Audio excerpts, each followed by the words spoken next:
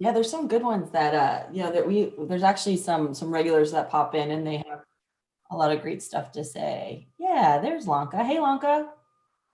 Just connecting to audio here.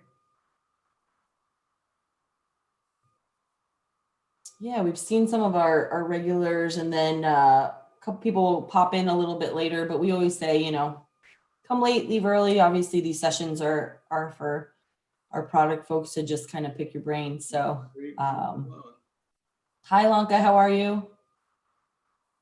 Welcome back. Sorry, I was muted. Thank you. I was doing good. Good. Happy Friday. To everyone out there in YouTube land, hi there, welcome.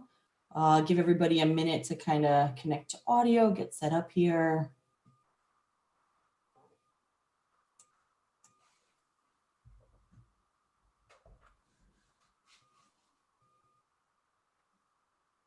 All right, so we are a couple minutes past. We'll go ahead and get started. Welcome to our Pragmatic Institute AMA. This is our Ask Me Anything office hours series that we run every Friday at 1:30 p.m. Eastern with a different pragmatic instructor who answers all things product. So my name is Callie Frisbee. I am the content and social strategist at Pragmatic Institute, and I am your host for today. And I want to welcome Pragmatic instructor Rich Natinsky. Hey, Rich. Thanks for being with us. Hello, everybody. Nice to be here. Great. Wonderful. So we got a bunch of questions for you, Rich. But before we get started, I certainly want to give a shout out to our PAC. This is our Pragmatic alumni community. So proud of this community and all it has accomplished. This community was really specifically designed to give you access to product peers, product professionals, our instructors, and we have a concierge level team that's really dedicated to getting you ahead. So if you need it, we find it. If we can't find it, we create it. So that's the value of the Pragmatic alumni community. We are going strong at almost 2,000 members. Super excited for that. And now anytime you train with us, no matter how you train with us, you do get lifetime access. So that's very exciting. And you can check that out at Pragmatic Institute /community. In the meantime, as always, we do have questions that have been submitted prior to. However, we always welcome people that are live on the call to pop in and ask their own questions. And we are actually running our promotion right now where the best live question gets lunch on us to their favorite restaurant. So Lanka, feel free to pop those into the chat. You can send them here. You can send them to me privately, but we certainly love to engage with folks live. So in the meantime, Rich, I got your first question for you. Are you ready? Sure, why not? All right, so Rich, this one comes from Luke, and Luke asks, we've recently created a software startup company, and while we have many experienced leaders, he's curious what you think some of the biggest product challenges might be for a startup such as theirs so that he can plan for them. That's a really awesome question. Thank you, Luke. My answer to this question really is based on a bunch of things, best practices, experience, but I will just tell everybody, I was the founder of a startup. I had a startup software company, which I sold a number of years ago. And having gone through that experience, and I've been on the board of a couple of startups, I would say this, there are a couple of things that it really depends on, the things you should be concerned with. First of all, everything that you do with regards to product and your plans and your strategy and everything you want to execute to have to be aligned to goals. So here's the first question. What's the goal? What's the goal and where are you in that startup process? Are you a startup company that's decided that you've got a better widget for a market that's already established and you just want to bring that better version of something? Are you a company who's very innovative and you're bringing something to a new category and a new market, trying to bring new ideas, a new approach to doing things? And so what is the objective? Is it awareness? Do you simply want people to know where you are? Is it perception? You want people you want to impact their beliefs and behaviors and their actions based on what they think about you? Is it to reset the conversation in the public square about how certain problems are handled?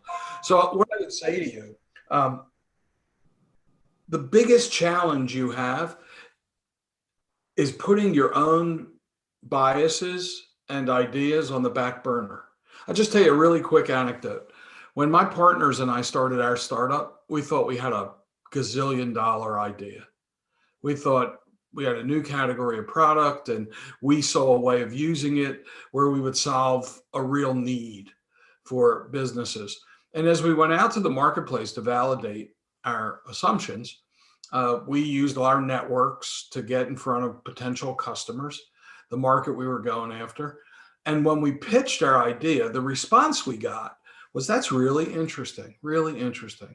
I think that would be a valuable thing. But let me ask you a question. Could you deal with this other issue? I mean, are you also thinking about addressing this other thing that we don't currently, that you didn't mention? And we said, well, we could probably do that, but that's not what we're thinking, right? That's not the thing that got us excited. So okay, let us know how you make out. So we did 2 or 3 of these. And I will never forget the day my partners and I had just met with a senior executive of a large company in the space we were looking at. And afterwards, once again, we heard, that's really interesting. That's really cool what you just described to us. But are you thinking about doing something about this other thing that I want to know about?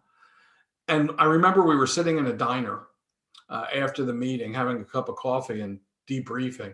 And I literally said, how stupid are we? How stupid are we? How many times do we have to hear this? How many times do people have to ask us, will you solve this other problem?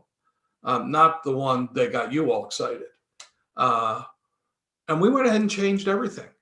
It really wasn't that much of a change. We reordered, sequenced things on our roadmap. We made that kind of the leading thing we would do first, and then all the other stuff we wanted to do a little further down the line. And I will just tell you that the result of that, the next meeting we had to confirm our thinking, we had a different pitch where we talked about this problem that we now elevated to be the primary thing. And the prospect wrote us a check on the spot. Wrote us a check. Where do I sign up? And that was the start of everything. But let me tell you how difficult that is. You listen to you dance to your own music. You buy your own thinking, you buy your own passions, you get hung up in the technical elegance of what you're doing. And no, this is what you want to do. Well, you got to listen. So know your market, know the objectives of what you want to do with those early products, and be flexible. Be flexible to listen, be objective, and make changes. And hopefully you'll do really well. Good luck in your startup. I hope that's helpful. Yeah, and I love that, Rich, because at Pragmatic, we always talk about that outside in approach, right? And I hear so many stories of people that are like, wow, once that light bulb went off, and I need to, instead of my own passions, right, really hearing my market and adjusting accordingly, they really make magic. So I think that's a really good point. Yeah. And I also love that, Luke, of all people, because we rotate instructors, like Luke gets somebody who knows startups, who did a startup, and who did a software startup. So that is certainly luck of the draw. When you get to where I am, I usually tell my classes, I've pretty much done everything that you can do, which only proves I'm old. That's it. That's all that proves. I've hung around for a while, but I hope I still have something to add for everybody. Yeah, and you have a lot to offer us as well, so we appreciate it. So Rich, this next one comes from Jasmine. Jasmine says, I'm new to my PM role, and our lead engineer and designer have both been here for over 5 years. I feel like my ideas are often dismissed, if listened to at all. How can I best manage these relationships? It's starting to feel hopeless. First of all, let me say, that was Jasmine. Is that right, Kath? Yep. Yeah. Thank you for the question, Jasmine, and I feel your pain. I feel your pain. I'm sure that many of us have been in the situation of coming into a situation where there are people who have more experience or more entrenched, maybe even just from a personality perspective, they're more forceful and powerful. And it's how do I get my voice heard here? So let me give you the short answer first, and I'll give you a slightly longer answer. But the short answer first is use data, not opinions, not try to be the loudest voice, use data. It's really hard to argue with. Have you ever tried to get in an argument with somebody who actually knows what they're talking about? It's a really frustrating thing, right? You resort to passion, emotion, right? Veins are popping in your neck. Somebody who knows what they're talking about is just like, well, wait a minute. Here, here's the facts. The sky is blue. I mean, what do you want me to do? Look up. It's blue. So get data. Get data to support your position. The second thing is have patience. Build bridges. Long-term relationships. Not that I necessarily want to fill everybody up here with a bunch of anecdotes, but I'll just give you an example of what I mean. I joined a company on the leadership team that was a well-established company, and I was brought in to run the product team. And this company was very, very sales driven. I don't know if any of you have ever worked in a company where the sales channel kind of what they said, that was it. And everyone of importance in the company had a sales background. And I come in the door, and one of the first things I said I wanted to do is I wanted to do some market research with our customers. And I especially wanted to do win-loss analysis, so I could learn why my product was winning and why we were getting beat when we were getting beat. Nothing to do with evaluating the sales force. But when I came in and suggested that I do win-loss, it took the head of sales maybe 5 minutes to say, I don't think so. Anything you want to know, you just ask us. All right. You go back, go to a meeting, go be a good fella, get out of my space here. So what am I going to do? Right. I figured a frontal assault was not the way to change minds here, and flexing your muscle is only going to start a fight. So I backed off and I waited. I waited actually almost a month until they got to know me a little bit and saw that I wasn't really as terrible as I may have appeared. And then I called the VP of sales one day, and the call went something like this: I need to see you right away. Right away. It's really important. And the VP of sales says, what's the matter, Rich? I said, I have to come see you. I got to get something off my chest. And said, come on over. So I went over to their office, and I walked in. I said, I owe you a massive apology. And they said, really? For what? I said, I just figured out why your salespeople are not making quota. And that got his attention. He said, excuse me? I said, I figured out why you're not making quota. It's my fault. Product stinks, price is too high. You have to let me fix this. And I'll never forget, because I remember this gentleman real well. I'll never forget his face. He looked across the table at me and went, you know what? You're absolutely right. The reason we're not making quota is your fault. Now, what do you expect to do about it? I said, please, let me fix it. You're never going to make quota till I fix it. He said, well, go out there and do what you need to do. I walked out of that office with a blank check to do whatever I wanted. But the advice I give you, you have to frame things to make everybody a winner. What do they care about? When you have different views on things, how do these convert? How do these views all line up to deliver the result? We're all on the same team, right? We all want the same outcome. So how do you put it in terms that they win? And sometimes you have to put yourself second. And once they see what you're doing, and once they see how much value there is, you'll establish a whole stable of raving fans. I'm sure you will, but you get a little bit more with sugar than you get with vinegar. That's my advice to you. That's a good point. And I think that, when people actually own it, right? Like there's just something about it where people, I feel like, so many times people pass the buck, and it's when you really kind of step up and take responsibility, then people start to be like, okay, I see it. Yeah. So Rich, we have a question from Alika who's on the call. So I'm going to kind of read you what she has a question about and just kind of let her come off mute and go from there. But she has a question surrounding good, better, or best pricing. Alika, do you want to come off mute and kind of share?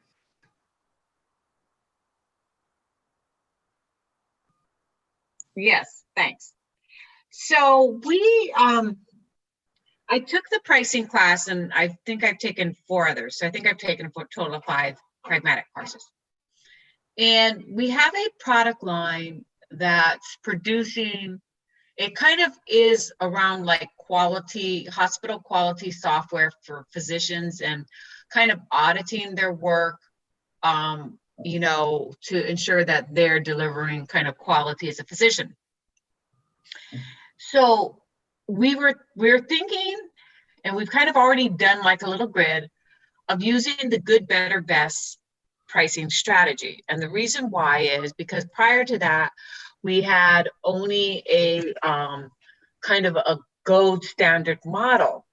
But what that was limiting us is it was really driving the will I versus which one, right? And so we were trying to expand to the client saying, which one would I choose versus will I, you know, if I don't want the gold standard, I don't really have another option.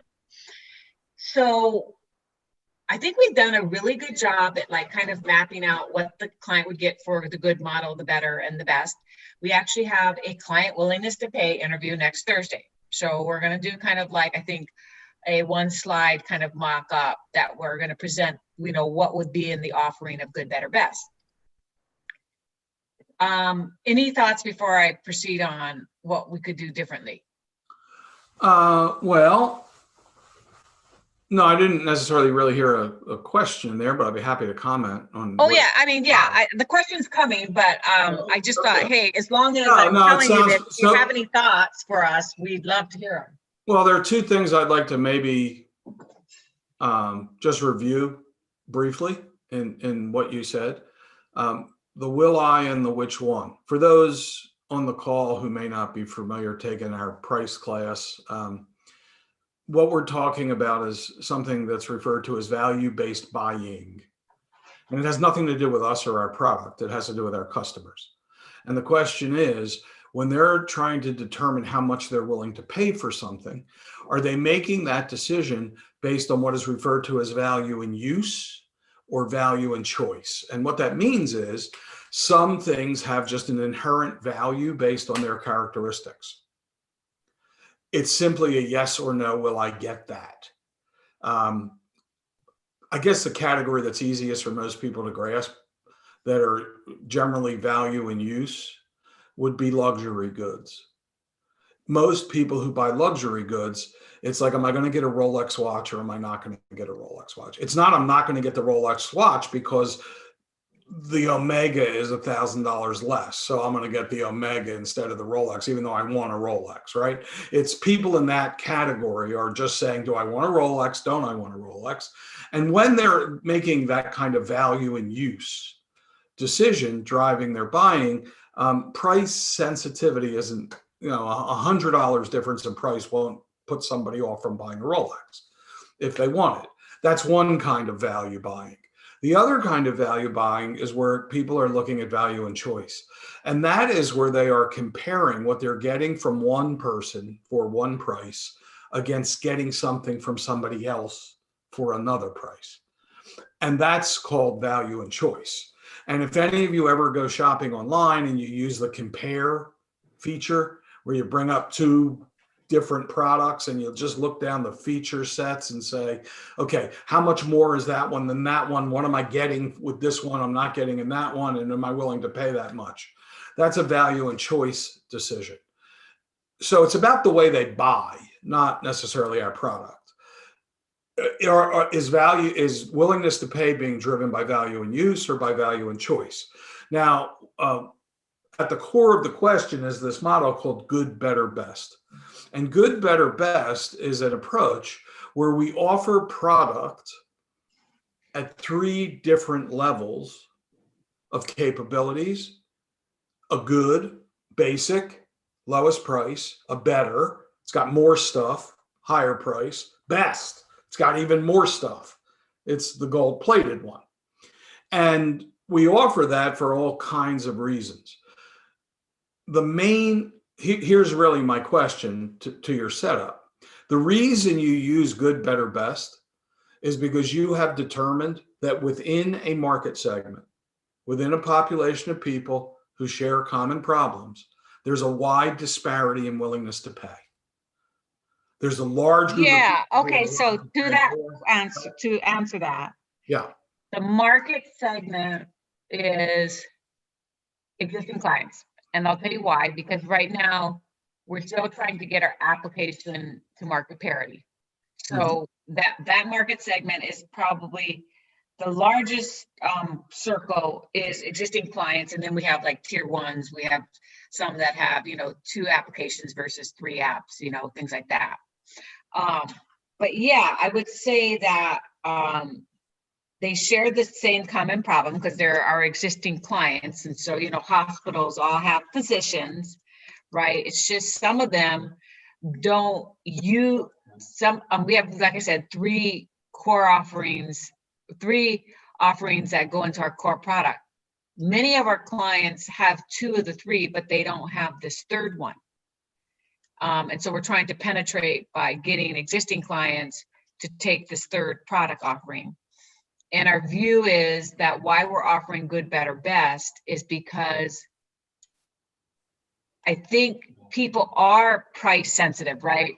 With elective surgeries kind of being reduced to almost minimal, hospitals actually, then what we sell becomes more of a, they're going to think seriously about like the price because they're going to be more price conscious right now. They are, just because, they had to lay off a lot of staff because of like the lack of these elective surgeries. But the reason why we were going to do the good, better, best is because we felt like, again, clients at different price points could feel like, like the good model was, okay, clients, you can build your own, and, or better is, okay, clients will build it for you. The best model is clients, we actually have 20 out of the box scorecards already built for you. And so our view was, we're giving them kind of like 3 options to choose, from that have different price points. So again, and excuse me if I didn't get it completely right, but in a good, better, best model, they're not different offerings. They're additive. So whatever you got in the good, I see what you're saying. Better plus more. And when you move to the best, you get everything you got in the better plus more. I see. Okay. No, thank you. I thank you for kind of grounding me. Yeah. On that. I realized when I was looking through my price. Oh, go ahead. Yeah, what you're describing might more appropriately be a candidate for bundling or portfolio pricing. You might remember that part of the price course where we talked about things like complements, decision products, and profit products. And okay. What do you say? Complements or portfolio pricing? Okay. Yeah. So complements, meaning you may want to offer something very attractively priced for something that people generally make decisions on. Mm-hmm. And then you may want to offer some options beyond that, say 20 out of the box scorecards for you, at a different, once they've already decided they want to use your solution to their problem. So that's not really that wouldn't be classically what we would call a good, better, best. It's more like a portfolio or assortment. Okay, an assortment. Okay, yeah. Wait, is it really bundling or is it really an assortment then? Well, bundles are made up of various things. I don't know enough about your product to tell you which you would fall into, right? So I don't know what the dependencies are and whether one works off the other or not. They all. I see. Okay. But what I'm saying to you is, you have to figure out which of your offerings do your buyers make a buying decision on. What of those offerings are the ones they finally say, yes, I want to do business with you. And if you're trying to get that third thing that has much less adoption than your other 2, there are so many ways we could talk strategies in order to get that, to upsell, cross-sell, get people to take it on, whether it be a promotional program, whether it be the COVID-19 special, where elective surgeries are down and we're offering this out of the box, a limited period of time. Well, and you know, it's Introductory interesting pricing. you're throwing out all these things because see what our big obstacle right now is the sales leader. So that's why we're doing some willingness to pay. And that's why I thought, well, I'm going to come here just to get some more views. Yeah. Because the sales leader has determined that he can't even sell this to existing clients. Why? So he's the major obstacle. You know, that's why we're going to clients because, you know, I've tried to tell the GM, hey, look, sales is an important channel to get input. But if our clients are saying that they buy this, we got to listen to them. We can't just take the input of a salesperson and how long ago did he really try sell this product? It's over a year now. Well, I would say to you that it is very important that our sales channels have faith and confidence in us that they're going to be able to be successful with our products. And if they don't, you have a little job ahead of you of showing them why they will be able to sell it. Well, that's why we wanted some of these client interviews under our belt before we go back to them to say, hey, look, what we're hearing from specific clients or existing clients is actually they see value. Yeah. And, you know, is the positioning clear internally? Have you shared that? Here's the problem it solves. Here are the people it solves it. Here's what a target buyer would look like. Here's the segment it's meant for. You know, I mean, that work, there has to be some work to align the sales channel with the reason that we have this product and why. Well, yeah. And to your point, we are shoring that up. That was the other thing that I think that didn't happen. I tell you, I would do that first before I started messing with pricing. Okay, so we are doing that. We have already that underway. I think the pricing piece is, but I think you're helping steer me. It's not really good, better, best. If it is, we'd be adding on to it, but it really might be bundling that we're doing. Okay. Yeah, I think it is. Okay, thank you. This is very helpful. I'm glad. Thank you. Great conversation. Thanks, Alika. And actually, Lanka had something to add as well, Rich. Any thoughts on, Lanka says, for value, can you also add to the equation product built with less expensive parts instead of best, for example? So Lanka, thank you for your question. Let me just say this in true pragmatic fashion. Your market and your customers do not give a hoot about your costs, right? They don't, if you use less expensive parts to give them a lower price point, they don't care how you do it. That has to do with profitability. But if what you're saying is, should I offer a more attractive price, you know, down market? I'll also tell you a general rule, and we won't get into all the details here. If you do ever want to go to a good, better, best model, the general rule, best practices, is you add an offering at the upper end, not the lower end. Most buyers will buy in the middle when they have a good, better, best offering. So when you add something at the bottom end, you end up cannibalizing your own sales.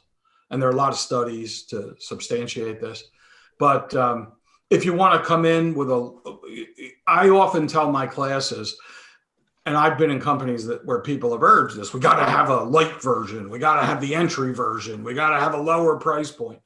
And my answer to that generally is no. We'll add something at the top, but we're not adding something at the bottom. And if you have trouble substantiating that basic entry price point, I would say you need to go back and do some more work on the value. What's the problem? What's the value of solving it? What are people willing to pay that? It's perfectly legitimate to say we got the price wrong, right? Everybody gets the price wrong. The best companies can get the price wrong. The iPhone, a long time ago, right? 17 years ago, I think it was introduced.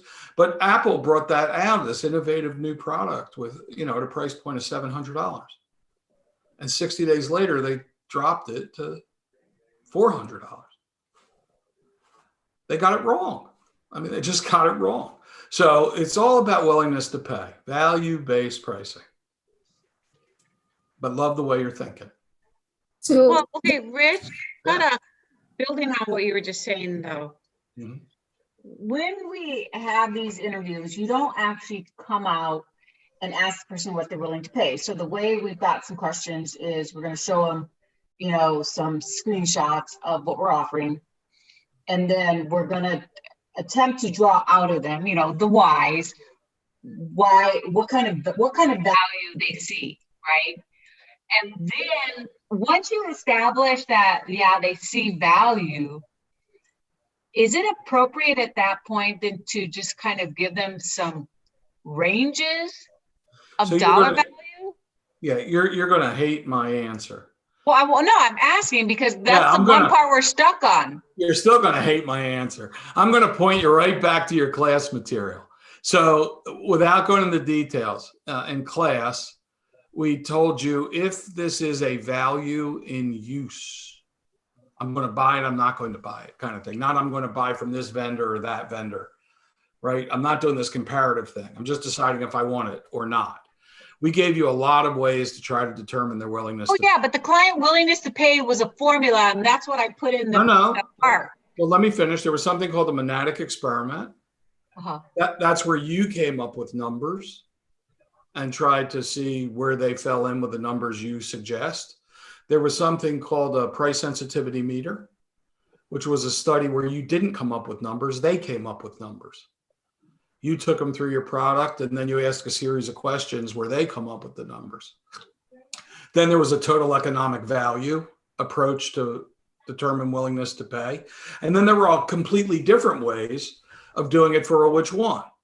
Just to remind you, I'm sure you will recall from class, you know, there was the conjoint analysis kind of thing. Oh, right, which that costs a lot. Right. I'm not even sure that your product as you described it, I think you're in the Pragmatic experiment, price sensitivity meter methodology stuff. Oh, okay, no, thank you for pointing me that way. Well, and you know, that was the one class, and I already gave feedback to the Pragmatic team. The instructor, it was his last class before he was leaving to go back in industry. That was the worst class that I got for my money. You're killing me. You're killing me. Oh, and I gave him that feedback because, and that was the class that was most important to me because pricing is probably the hardest nut to crack. I mean, everything else you can have your go-to-market checklist, but pricing is the one where it's an art and it's a finesse. It's not just you plug in formulas and there you got your price. No. It's I always tell my class it's 80% science and 20% black magic. I want to apologize to you on behalf of everybody at Pragmatic and especially the instructor team. We pride ourselves in being top notch and giving you a great experience. I hope that's what you usually experience. Oh yeah, no, it was a very stark contrast. Yeah. But unfortunately, that's the one class where I didn't have enough, which is why I keep coming back here and asking pricing type questions because that class itself didn't equip me with enough to use at my current role. So, but thank you for pointing me in the right direction. Yeah, visit the community. Take a look at the stuff we have in there on pricing, lob some questions in. And certainly if there's anything I can help you with, Arn Natinsky at pragmaticinstitute.com. I'm happy to point you in the right direction or point you into the right resource. And happy to do that for you. Well, this was very helpful, that just pointing me back to those things, because then I can look at, because I was already looking at it this week for the good, better, best. So thanks. Yeah, you bet. Like a hang on after, or reach out to me. We'll make that right. Maybe Okay. give you another try at price. Well, you know, thank you. If I could take pricing over again, I'd appreciate it, because I do act in an advisory capacity to 4 product line leaders and their product 100%. managers. And even if, regardless, I want you to have a top-notch experience. Sarah, So I think I have a price course coming up. Oh, do you? Yes. Oh, I Not too would distant. really appreciate a retake, because clearly I keep coming back and asking all that pricing. I want to go to Lanka's question in the chat if I can. I'm not stepping on your toes, Callie. Right? No, please. Okay. Go for it, Rich. I was just about to read it. And you said value is based on what it costs to build plus a markup for profitability. I would argue with you that is not value. That's profit. And the only thing costs matter is to us. And should we be in that business? Cost tells us whether it's a good and profitable business for us to be in. That's all. When somebody buys something from you, they don't ask you what it costs you. They don't care what it costs you. They care what it costs them. They don't care if you make no money. They don't care if you lose money. And there are even pricing scenarios where we decide consciously to lose money. Loss leaders and other approaches, introductory pricing, buy a market. So profit is very important in business planning. It's not an element of value. And it doesn't change where we should price something based on value-based pricing. I hate to be black and white about it, but I'm pretty black and white about that. Oh, that's great. And Lanka, feel free to, pop off mute if you want to say anything else. Yes. So we are in the spectroscopy business. So our instruments cost anywhere from $500,000 to $1 million based on how many channels you use. And we have cameras that are like $5,000 to $6,000 in each of these, whether it is a one channel instrument or four channel instrument. We have this $5,000 to $6,000 camera that we buy from outside, and also lasers that is costing us a bunch of money. So our product, we are the leader of in this market for Raman spectroscopy. But the thing is, our instruments are built with the best and the best of everything. And now we have a problem with penetrating the market. We want to get more sales, so it is hard to get more sales. So we are in the process of doing some research on getting a new camera that will cost us $1,000 instead of $5,000.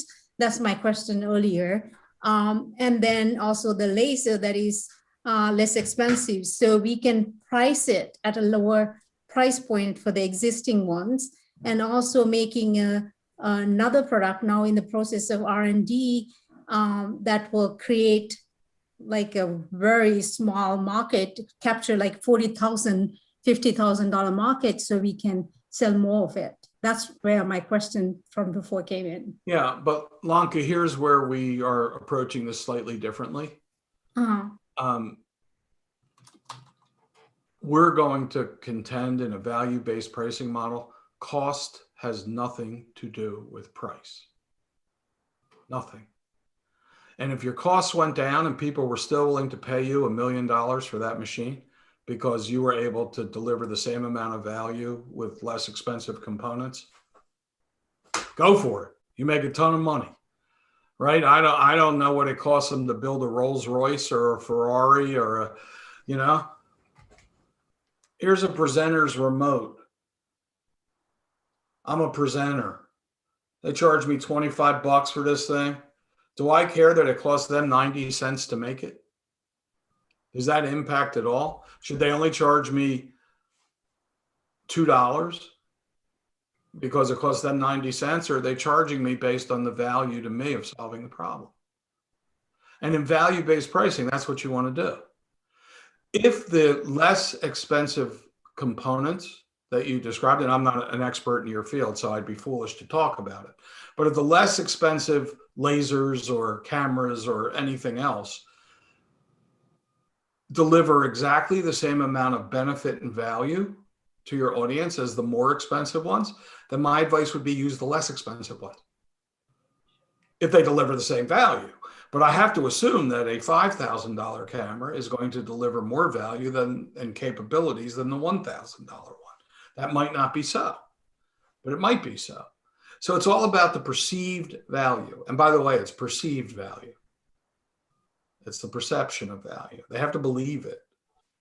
And that's just where I'm coming from. Rich, you'd be glad to hear that I do remember that about the pricing class. That costs do not enter into it. It's all the value and the perception a client will place on that. It doesn't matter the cost. And how's this? We proved it to you with math, right? Yes, we did. We proved it with math. So If you want to study on your own, you want to come see us for class, we'd love to have you. It's an awesome class, one of my favorite classes to teach. I think there's more net new information in that class than virtually any class we teach, just things you never knew. Yeah. And but if you want to understand a little bit about that, go do a little research on something called the profit maximization price. And go do a little research, and you can read what the experts say and why costs don't matter, with some exceptions. With some exceptions, nothing's ever universal. No, All right, so this has been Pricing 101 right here. I was just gonna say, I was like, we've had lots of rich conversations with Rich Natisky revolving pricing, but one of my favorite classes as well. So I agree, you know, just real usable information that you can go implement that you really wouldn't have known, right? So one of my favorites as well. I know we only have a few more minutes with you, so I know we have a couple people out there in YouTube land, and I just want to invite you guys. We always say, come late, leave early. These sessions are solely for you. So if you want to pop in with a question, Rich, I know that Lanka and Alika both had some great questions, you know, around, to your point, Pricing 101 today. So maybe I'll give you one more, and then, you know, again, best live question will get their favorite lunch on us. So let me give you one more, Rich. I have one here from Zachary who asks, how many internal people do you feel is best to have on a call when looking to talk to end users and get their feedback? Thank you, Zachary. Great question. Feedback on what? That would be my question to you, Zachary. I don't know if you're on the call today, but what kind of feedback? So we constantly want to have feedback loops with our market out there. So are we talking about getting feedback on whether we got the market problem right? Or are we talking about feedback on a proposed solution we're thinking of? Or feedback on our design and the user experience? What kind of feedback? I would say this: general rules. Don't overpower them. Don't gang up, 10 to 1. And look, I love having more than one person. I often say to my classes, the Lord gave us 2 ears, 2 eyes, 1 mouth. Keep it in that proportion, right? Feedback means we're listening and we're watching. 4 ears are better than 2 ears. We will hear different things. We can compare notes. The important thing is designate one person to do the talking. You can't have a free-for-all. You can't have questions coming from 3 or 4 or 5 different people to one subject. So I would suggest to you, I often recommend 2, maybe 3. I often recommend product people, design people, product people, development leads, product people, support, virtually anybody who can listen, who understands the market, can capture, and then we can compare notes to see what it is we heard and saw. That would be my general answer to you. Thank you for the question. Great. And, again, I think a ton of food for thought today. We have Lanka saying, yes, I was confusing value with profit. Thank you so much. We have Alika saying, thanks, Rich. Very helpful information and insights. So, now, Rich, it's up to you. What is, best question? This could be most thought-provoking, the one that you enjoyed most. I mean, there's really no right or wrong here, but out of those rich questions, what were your favorite? I think I'm going to have to go with the good, better, best question, just because I think it started us down a road of conversation, and I hope that my answer actually had some value to help maybe get you back on course when you were veering a little bit. So I think there's a lot of value there, and that's the one I'm going to say, the good, better, best question. All right, Alika, congratulations. Lunch is on us this week. So we'll be sending you over your gift certificate. Just shoot us your email to Sarah before we head out. But in the meantime, we've hit our time. Rich, thank you so much. We always appreciate you. Great conversations today.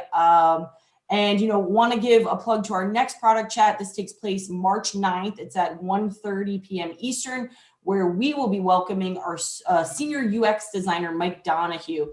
He's going to share a proven framework for change management and really kind of unpack how to spot weak links in your design strategy, examples that illustrate how to apply the framework, and kind of why change management is so critical to the success of design discovery. So, you know, we hope that you'll join us for that. You can find that on our events page. You can find that on our social links, but be sure to tune in. So in the meantime, Rich, thank you again. Thanks to everybody, and take care.